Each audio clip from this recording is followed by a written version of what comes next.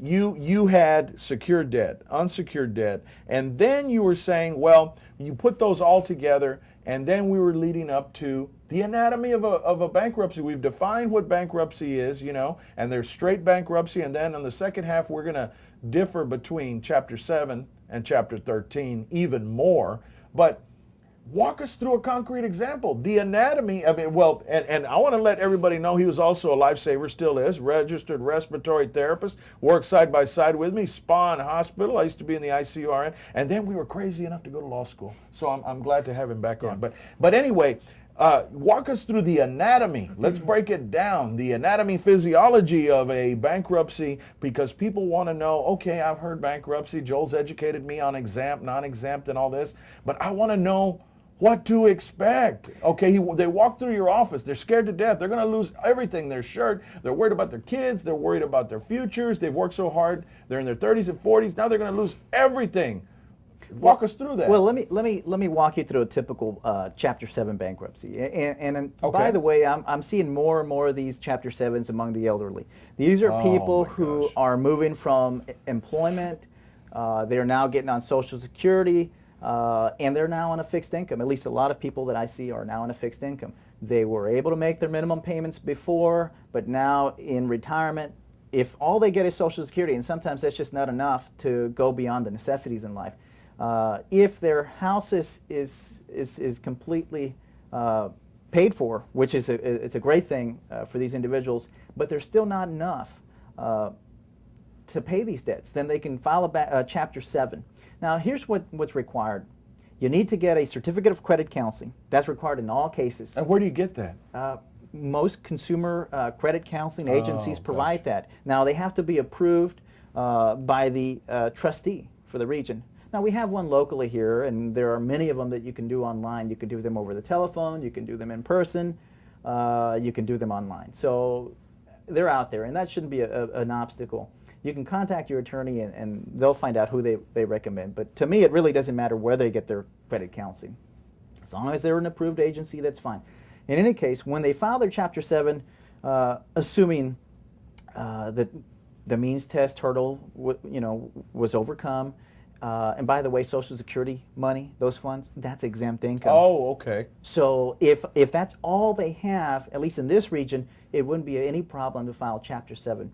But typically what they can expect is once we complete their petition, it's a general petition with their information, a list of all of their debts, a list of all of their assets, and we also have to put replacement value, and that's something that the debtor has to come up with. And the reason why is because we need to make sure that they don't go above the exemptions allowed by either Texas law or federal law. If they go above that, then that's a whole different story. They might have to give that particular item. But typically, most people, like I said, they don't have anything beyond the exemptions. They will have to go to a creditor meeting. It's called, in the industry, it's known as a 341 meeting. That sounds too technical for me, Joel. 341. I mean, 341. 666. I mean, it just sounds scary.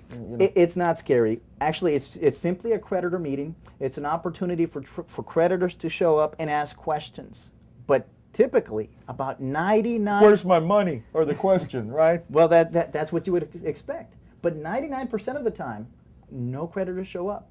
It's just you, the debtor. No way. Your attorney, yes.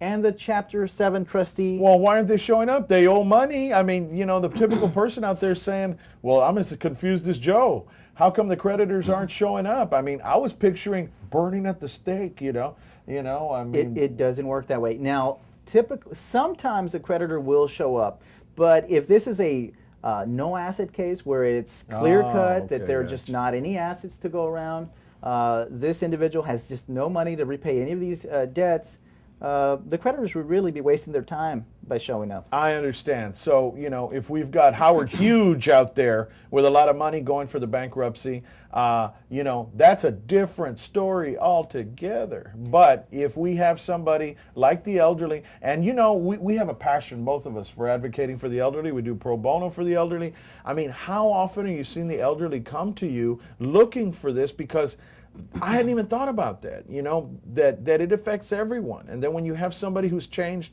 from working all their lives to a fixed income, they have to worry about paying their pills to eat, they may have a home that they own if they're lucky. And a lot of these people, I'm even seeing them do reverse mortgages, turning their mortgage around to make some income because there's not a lot of money going around. So, our hearts go out to them. But when you see these elderly people coming, I mean, what's the typical presentation? Are they very anxious? They're worried? They're stressed out? I mean, we have people that served honorably in World War II. You've got people that say, I will never, ever get behind on my payments. You have people that are very proud about meeting. I mean, every elderly person I meet is like, when a creditor calls them and nags them on the phone to pay, they are stressed out because they were taught post-depression, pay your bills. That is true, and that's typically what I find. I find these people under a lot of stress. Sometimes, Joe, they're being sued by these credit card companies. So we have elderly people, situations where they have a fixed income and then they're facing a lawsuit. They come see me and they're worried about facing jail time. It takes me at least 5 minutes usually to tell them, okay, you're not facing jail time. This isn't the state of Texas versus, Mr. and Mrs. Smith. This is a consumer. This is a civil matter. You're not going to go to jail. I have to calm them down. Debtor's prison, people hear about that, yeah. We don't have debtor's prison anymore. But typically, once I explain to them that bankruptcy is an option and it will stop the lawsuit dead in its tracks. Once the bankruptcy is filed, we get what's called an automatic stay.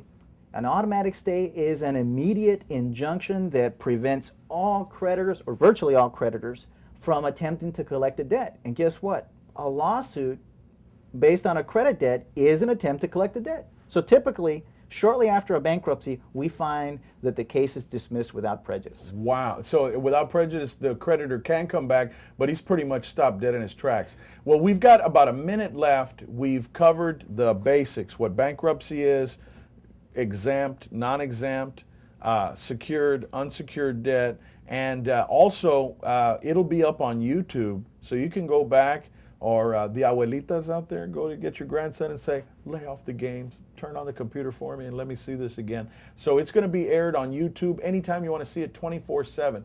And we're here with Joel Gonzalez, 887-6363. In the last 30, 45 seconds we got, Joel, you want to wrap up this segment? Just speak from the heart, brother. Take it away. Well, I would encourage people to visit with your attorney. Don't wait till the last minute. It's very important that you at least discover what your options are.